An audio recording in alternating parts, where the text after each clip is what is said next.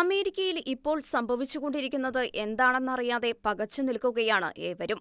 പുതുവർഷ പുലരിയിൽ IS ഭീകരവാദി നടത്തിയ car ആക്രമണ കൊലപാതകങ്ങളുടെ ഞെട്ടലിൽ നിന്ന് അമേരിക്കയും ലോകവുമെല്ലാം മുക്തരാകുന്നതിന് മുൻപ് ലാസ് വേഗസിലുള്ള ട്രംപ് ഇന്റർനാഷണൽ ഹോട്ടലിന് മുന്നിൽ ഒരു ടെസ്ല സൈബർ ട്രക്ക് പൊട്ടിത്തെറിച്ചുണ്ടായ അത്യുഗ്രൻ സ്ഫോടനത്തിന്റെ ആഘാതത്തിൽ വിറങ്ങലിച്ചു നിൽക്കുകയാണ് അമേരിക്ക. ടെസ്ല ട്രക്ക് കേവലം യാദൃച്ഛികമായി പൊട്ടിത്തെറിക്കുകയായിരുന്നില്ല, മറിച്ച് ട്രക്കിനകത്ത് പടക്കങ്ങളും ഗ്യാസും നിറച്ചുവെച്ചിട്ട് അതിലിരുന്ന ആൾ തീ കൊളുത്തി സ്ഫോടനമുണ്ടാക്കുകയായിരുന്നുവെന്നാണ് ദൃക്സാക്ഷികൾ പറയുന്നത്. പൊട്ടിത്തെറിയിൽ അയാൾ മരിക്കുകയും 7ഓളം പേർക്ക് പരിക്കേൽക്കുകയും ചെയ്തിട്ടുണ്ട്.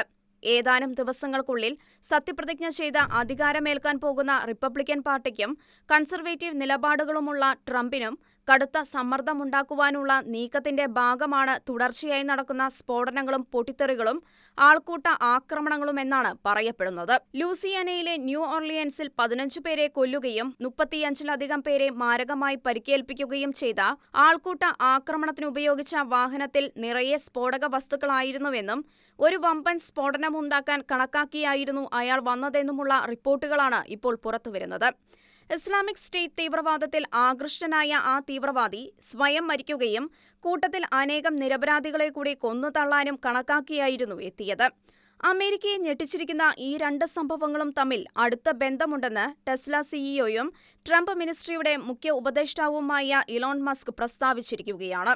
ബുധനാഴ്ച ലൂസിയാനയിൽ നടന്ന കാർ ആക്രമണത്തിന്റെ പശ്ചാത്തലത്തിൽ സുരക്ഷ ശക്തമാക്കിയിരുന്നതിനാൽ ട്രക്കിന് തീപിടിച്ച് 4 മിനിറ്റിന് ശേഷം ലാസ് വേഗാസ് എയർഫോഴ്സ് സംഘം പാഞ്ഞെത്തി തീകെടുത്തുകയും പരിക്കേറ്റവരെ വേഗത്തിൽ തന്നെ ആശുപത്രിയിൽ എത്തിക്കുകയും ചെയ്തു. ട്രംപിന്റെ ഹോട്ടലിന് പുറത്ത് ടെസ്ല സൈബർ ട്രക്ക് യാദൃച്ഛികമായി പൊട്ടിത്തെറിച്ച് ഒരാൾ മരിച്ചെന്നും ഏതാനും പേർക്ക് പരിക്കേറ്റെന്നുമായിരുന്നു ആദ്യം പുറത്തുവന്ന വാർത്തകൾ. ട്രക്കിന്റെ കിടക്കയിൽ സൂക്ഷിച്ചിരുന്ന വസ്തുക്കളിൽ നിന്ന് സ്ഫോടനം ഉണ്ടാകുകയായിരുന്നുവെന്നും അത് ആസൂത്രിതം അല്ലെന്നുമായിരുന്നു ആദ്യ വാർത്തകളെങ്കിലും പിന്നീടാണ് യാഥാർത്ഥ്യം പുറത്തുവന്നത്. സ്ഫോടക വസ്തുക്കളെ ഒരു ഡിറ്റനേഷൻ സിസ്റ്റവുമായി ബന്ധിപ്പിച്ചിരുന്നുവെന്നും അത് ഡ്രൈവർ നിയന്ത്രിക്കുകയായിരുന്നുവെന്നും വിവരങ്ങളുണ്ട്. കൃത്യമായ തീവ്രവാദ ആക്രമണമാണെന്ന് എലോൺ മസ്കും പ്രസ്താവിച്ചതിനു പുറകെ പുറത്തുവന്ന വാർത്തകൾ ആരെയും അമ്പരപ്പിക്കുന്നതായിരുന്നു. ഇപ്പോൾ നടന്ന സ്ഫോടനത്തിന്റെ സമയവും ന്യൂ ഓർലൈൻസിൽ നേരത്തെ നടന്ന ആക്രമണവുമായി ബന്ധമുണ്ടാകാൻ ഉള്ള സാധ്യതകളെ പരിഗണിച്ചപ്പോൾ ഇത് രണ്ടും തമ്മിൽ അടുത്ത ബന്ധമുണ്ടെന്നാണ് പുറത്തുവരുന്ന വിവരങ്ങൾ. ലാസ് വേഗാസ്, ന്യൂ ഓർലൈൻസ് സംഭവങ്ങളിൽ ഉൾപ്പെട്ട 2 വാഹനങ്ങളും കാർ വാടകയ്ക്ക് നൽകുന്ന കമ്പനിയായ ട്യൂറോ ആപ്പ് വഴി വാടകയ്ക്കെടുത്തതാണ്. ലാസ് വേഗാസിലെ ട്രംപ് ഹോട്ടലിന് മുൻപിൽ നടന്ന ടെസ്ല സൈബർ ട്രക്ക് സ്ഫോടനത്തിലെ പ്രതി 37-കാരൻ മാത്യു ലിവർസ്ബർഗും US പട്ടാളക്കാരനാണ്. ഈ 2 സ്ഫോടനവും തമ്മിൽ എന്തെങ്കിലും ബന്ധമുണ്ടോ എന്ന് നിയമപാലകർ അന്വേഷിക്കുന്നുണ്ടെന്ന് പ്രസിഡന്റ് ജോ ബൈഡനും പറഞ്ഞു. ഈ 2 ആക്രമണങ്ങൾ തമ്മിൽ മാത്രമല്ല, ലോകമെമ്പാടുമുള്ള മറ്റ് ആക്രമണങ്ങളുമായുള്ള ഏതെങ്കിലും കണക്ടിവിറ്റി തങ്ങൾ അന്വേഷിക്കുന്നുണ്ടെന്നാണ് ഉദ്യോഗസ്ഥർ വെളിപ്പെടുത്തിയിരിക്കുന്നത്.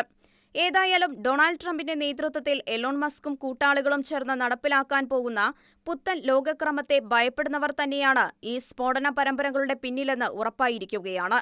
ലെഫ്റ്റ് ലിബറലുകൾക്കും ഇസ്ലാമിക തീവ്രവാദികൾക്കും കനത്ത ആഘാതമായി മാറാൻ സാധ്യതയുള്ള ട്രംപ് ഭരണത്തെ ഭയപ്പെട്ടുള്ള നീക്കങ്ങൾ തന്നെയാണ് ഇപ്പോഴത്തെ ആക്രമണത്തിന് പിന്നിലെന്ന് വ്യക്തം. ഏതായാലും സർവശക്തനായ ദൈവം തന്റെ പ്രത്യേക ഉദ്ദേശ്യത്തിനായി തന്നെയാണ് ട്രംപിനെ അധികാരത്തിലേറ്റിയിരിക്കുന്നത് എന്നാണ് പൊതുവെ എല്ലാവരും കരുതുന്നത്. എന്തൊക്കെ സംഭവിച്ചാലും അത് നടപ്പിലാകുക തന്നെ ചെയ്യും. അല്ലായിരുന്നുവെങ്കിൽ മാസങ്ങൾക്ക് മുൻപ് മാത്യു ക്രൂസ് എന്ന ക്രിമിനലിന്റെ ആ വെടിയുണ്ട ഫ്ലോറിഡയിൽ വെച്ച് ട്രംപിന്റെ ജീവനെടുത്തേനെ.